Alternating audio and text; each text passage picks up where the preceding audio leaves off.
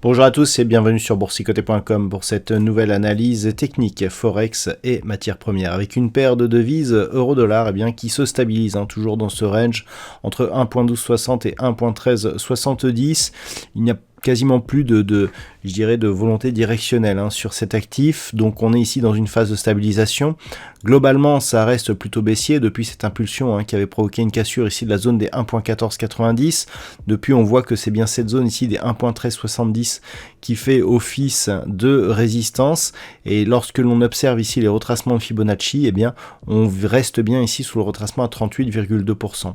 donc ça reste globalement baissier. Pour confirmer cette dynamique baissière, il faudrait dans un premier temps repasser dans la partie inférieure du range, donc sous la zone des 1.1260, mais surtout franchir à la baisse ici la zone des 1.1180. Sur la paire de devises livre sterling contre dollar américain, nous sommes là aussi dans une neutralisation.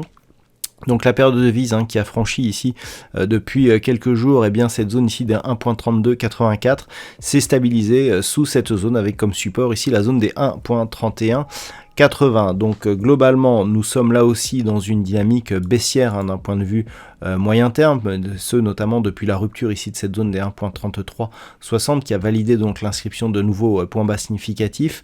Et par rapport à cela, le fait que on soit ici sur une phase baissière et qu'en absence de dynamique, il n'y ait pas de volonté d'avoir ne serait-ce qu'un moindre rebond technique en direction ici de la zone des 1.3360, nous indique que le fond de tendance reste bien orienté à la baisse, et en cas de rupture ici des 1.3180, la paire de devises pourrait bien connaître une nouvelle accélération en direction des 1.30.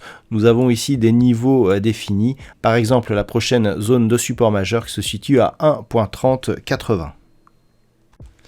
Sur l'or, c'est le calme plat comme depuis ces dernières semaines, avec une évolution qui se fait toujours aussi autour des 1781,50 $ l'once.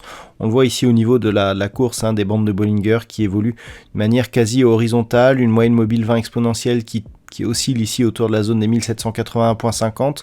Donc ça reste neutre sur l'or. D'un point de vue court terme, on pourrait donner une petite préférence à une dynamique baissière. Par contre, d'un point de vue moyen long terme, on reste ici sur une neutralisation qui vient après une dynamique haussière. Donc d'un point de vue moyen long terme, on a toujours une petite préférence haussière sur donc ce métal jaune. Et puis pour finir avec le WTI, nous sommes toujours ici dans une reprise de la hausse des cours du pétrole qui se stabilise ici au-dessus de cette zone des 70,40 $ le baril. Donc cette remontée fait suite aux inquiétudes qui avaient fait naître l'arrivée du variant Omicron. Cette inquiétude semble s'être estompée depuis. Malgré tout, on ne progresse plus, donc on reste ici au-dessus de cette zone des 70,40, mais sans directionnel vraiment porteur. Il faudrait vraiment repasser ici au-delà de cette zone des 75 $ le baril pour relancer la dynamique haussière.